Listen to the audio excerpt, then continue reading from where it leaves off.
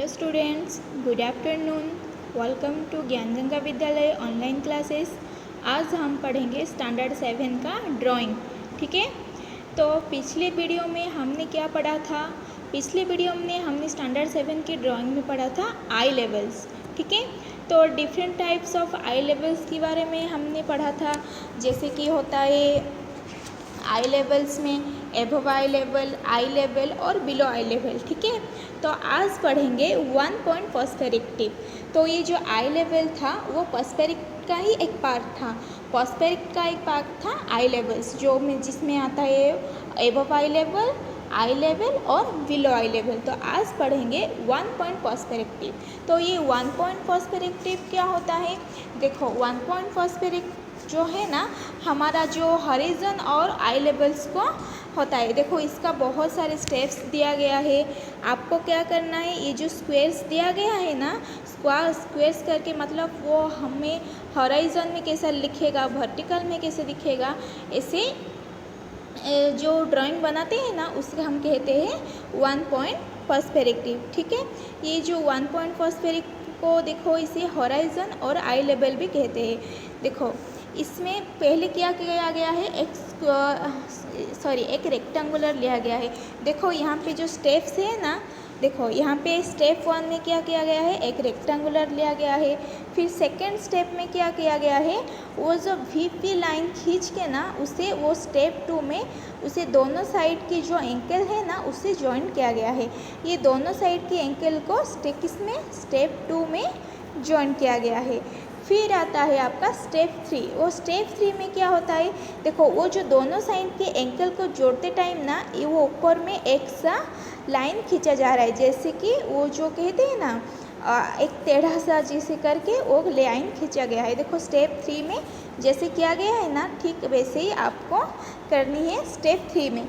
यहाँ पे देखो, ये तो था आपका तीनों स्टेप्स, पर यहाँ पे ड्राइंग में क्या किया गया है, ये यहाँ पे देखो, ड्राइंग में देखो उसका जो है ना, मतलब वो हमें अगर हॉराइजन में दिखेंगे तो हमें वो किसा दिखेगा, उसका पहला जो फ्रंट का पोर्शन है और वो जो पीछे वाला पोर्शन है, वो सबको लेके क्या किया गया है, एक बढ़िया सा लाइन खींचा गया है।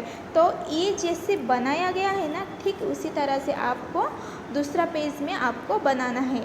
देखो, यहाँ पे दूसरा पेज में क्या दिया गया है, draw a 1 point perspective for the given squares by making boxes and following the step by step instruction on the adjoining face। यानी यहाँ पे भी आपको क्या करना है, ये 1 point perspective को बनाना है फॉर द गिवन स्क्वेयर्स को लेके। ठीक है, यहाँ पे स्क्वेयर्स को लेके आपको क्या करना है, 1 पॉइंट पर्सपेक्टिव बनानी है। और कौन से बनाते टाइम आपको क्या करनी है, वो जो स्टेप्स दिया गया है ना पहला पेज में, ये जो स्टेप्स है, ये सारे स्टेप्स आपको फॉलो करके ही बनानी है। अपने मन में कुछ लाके नहीं बनानी है, बस जैसे स्टेप्स दिया गया है उसी तरह स्टेप्स को फॉलो करके आपको बनानी है।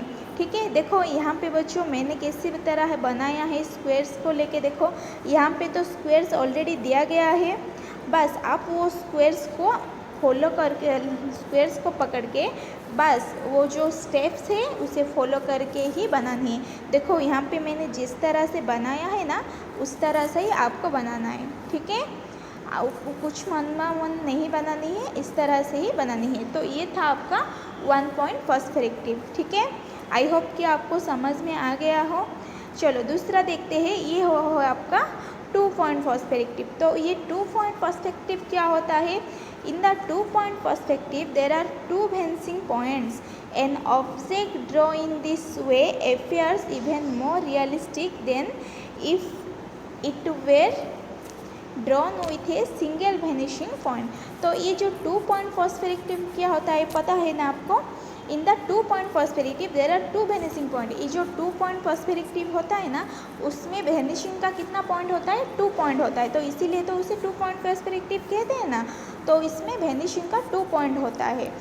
और object drawn in this way appears even more realistic. और इसमें जो ड्रॉ होता है ना ऑब्जेक्ट, वो क्या होता है, ज़्यादा रियलिस्टिक होता है। ठीक है, ज़्यादा रियलिस्टिक होता है देन इफ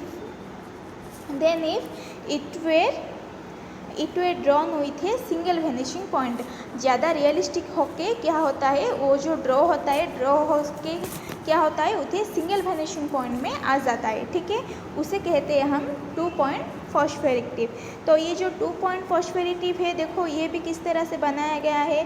तो इसमें भी क्या है ना, देखो horizon of high level, horizon of high level, देखो ये VP2 जो है ना, सब इसमें देखो एक रेड मार्क का पॉइंट लिया गया है। इसे फॉलो करके आपको क्या बनाना है, 2 पॉइंट फॉस्फेरेक्टिव बनानी है, ठीक है।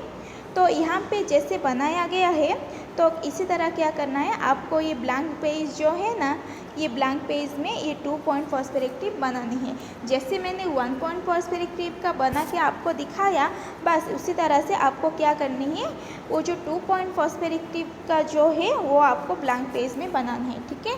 ये आपका होमवर्क है, बस कुछ नहीं करनी है, उसे देखते देखते ही आपको बनानी है। देखो क्या दिया गया है, mark the position of the red line on the, देखो यहाँ पे देखो क्या दिया गया है, mark the position of the red line on the horizon line and draw the 2 point perspective zone on the adjoining page. यानी zone on the adjoining page में आपको क्या करनी है, ये जो जैसे बनाया गया है पहला पेज में, उसे देखते देखते आपको ये वाला पेज भी बनानी है, ठीक है। तो ये था आपका होमवर्क। तो 1 पॉइंट फॉस्फेरेक्टिव का बना के मैंने दिखा दिया है, यह आपको ड्राइंग शीट में करनी है। उसके साथ साथ ये जो 2 पॉइंट फॉस्फेरेक्टिव का वाइव है, वो भी आपको आपकी ड्राइंग शीट में करनी है, ठीक है।